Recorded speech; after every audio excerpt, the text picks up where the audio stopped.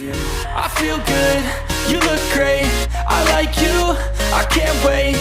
A first time, a first date, you're so fine, I'm so late. You sip wine. Halo semua, salam sejahtera Malaysia. Selamat datang ke channel Fels Lifestyle. Terima kasih kerana terus setia dan bersama di dalam channel ini. Teman-teman, ada yang kata UMNO dan DAP tidak dapat bersatu, tidak akan bertahan lama. Ada yang kata UMNO dan DAP pasti akan bergaduh di dalam kerajaan perpaduan.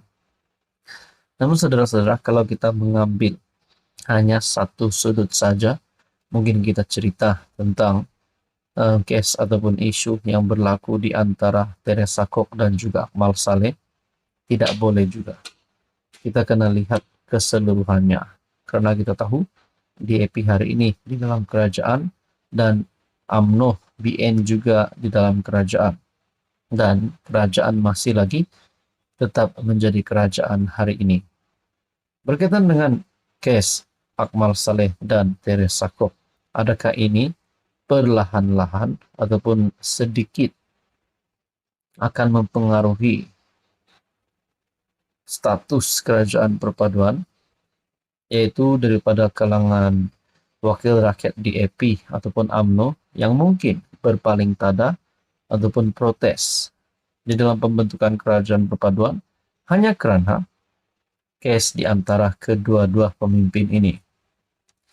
Berkaitan dengan kes di antara mereka berdua, dalam satu perkongsian daripada Malaysia Kini bertarik 25 Oktober, Teresa Kok file saman fitnah ke atas Akmal. Naib Pengerusi DAP Teresa Kok memfailkan saman fitnah ke atas Dr. Muhammad Akmal Saleh, ekoran kenyataan Ketua Pemuda UMNO itu, terhadapnya berhubung isu pensijilan halal. Peguam Kok, Tetuan SN Ne and Partners, menyerahkan writ saman dan pernyataan tuntutan melalui Peguam Akmal, Tetuan Fahri Azad & Co. Pada 11 September lalu, Malaysia Kini melaporkan Kok telah menghantar surat tuntutan kepada Akmal bagi menuntut ganti rugi RM25 juta selain kos guaman dan kos lain yang berkaitan. Bagaimanapun, Akmal berkata dia tidak akan tunduk pada tekanan dan akan berdepan dengan Kok yang juga ahli Parlimen Seputih di mahkamah.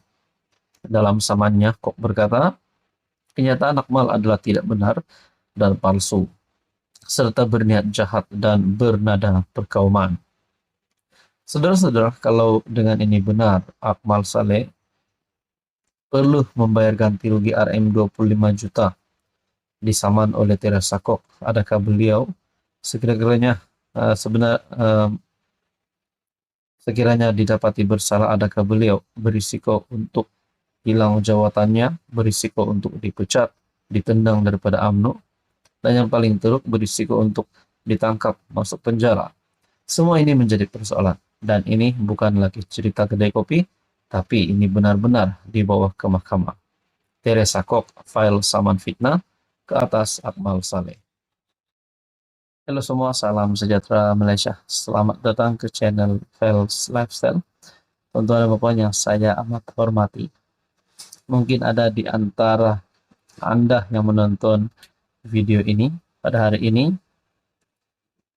yang tertanya-tanya, adakah Najib mempunyai harapan untuk dibebaskan? Adakah Najib mempunyai harapan untuk menerima pengampunan penuh? Adakah Najib mempunyai harapan untuk menjadi tahanan di rumah? Saudara-saudara, tuan-tuan dan puan yang saya amat hormati, ada yang kata Najib Razak sedang kritikal.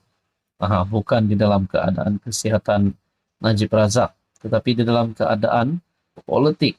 Beliau kini menjadi banduan, bukanlah menjadi Presiden UMNO, bukan menjadi ahli parlimen, ahli Dewan Undangan Negeri, bukan. Tapi beliau hari ini menjadi banduan, ditahan di penjara Kajang. Saudara-saudara yang amat dihormati, akhirnya Najib melalui satu kenyataan daripada anak kepada Najib, 1MDB, Najib meminta maaf kepada rakyat Malaysia. Perkongsian daripada Sinar Harian bertarik 24 Oktober. Seminggu sebelum Mahkamah Tinggi di sini memutuskan sama ada Datuk Seri Najib Tun Razak perlu bela diri atau dibebaskan atas pertuduhan penyelewengan dana 1MDB, bekas Perdana Menteri itu membuat permohonan maaf secara terbuka kepada rakyat Malaysia. Menerusi kenyataan dibacakan anaknya Datuk Muhammad Nizar di Kompleks Mahkamah Kuala Lumpur pada Khamis. Saudara-saudara, ada yang tertanya-tanya kenapa Najib meminta maaf. Adakah beliau sudah mengakui kesalahan beliau? Ia berhubung salah laku yang berlaku di dalam 1MDB, terutama ketika di bawah pengawasannya selaku Menteri Kewangan dan Perdana Menteri. Muhammad Nizar berkata, setiap hari bapaknya berasa amat terluka apabila mengetahui kecurangan yang berlaku dalam syarikat strategik negara terbabi terjadi semasa di bawah pengawasannya sebagai menteri. Tiada lain yang dapat bapa saya nyatakan selain memohon maaf secara terbuka kepada seluruh rakyat Malaysia. Mungkin buat masa ini, Najib dah tak ada harapan lagi untuk jadi Perdana Menteri sekiranya beliau terus berada di penjara. Berkaitan dengan ini, adakah permohonan maaf Najib ini bakal menyentuh mana-mana pihak untuk mendorong beliau terus diampuni, terima pengampunan? Ataupun apakah yang dilakukan oleh Anwar Ibrahim sebagai Perdana Menteri dan sebagai pemimpin di dalam PH yang bersama-sama dengan kerajaan PHBN bersama dengan Barisan Nasional. Satu perkongsian daripada Malaysia kini bertarik 25 Oktober pula, bukan urusan Anwar terima maaf Najib. Perdana Menteri Anwar Ibrahim menerima baik permohonan maaf Najib Razak berhubung skandal 1MDB mengundang kritikan. Peguam Latifah Koiha menempelak Anwar dengan mengatakan pengurusi PH itu tidak mempunyai kuasa menerima permohonan maaf sedemikian. Bukan urusan dan kuasa PM untuk menerima permohonan maaf sebegitu. Bukan tugasnya. Oleh kerana Najib masih menegaskan dia tidak bersalah, penerimaan Anwar itu membenarkan jenayahnya. Ia memberanikan golongan korup memperlekeh mahkamah dan merendahkan SPRM, kata bekas ketua Pesuruhjaya SPRM itu di laman X.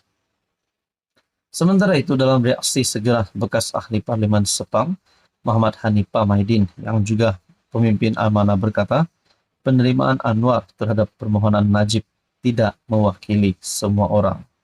Anwar sebelum ini berkata, dia terima baik permohonan maaf Najib.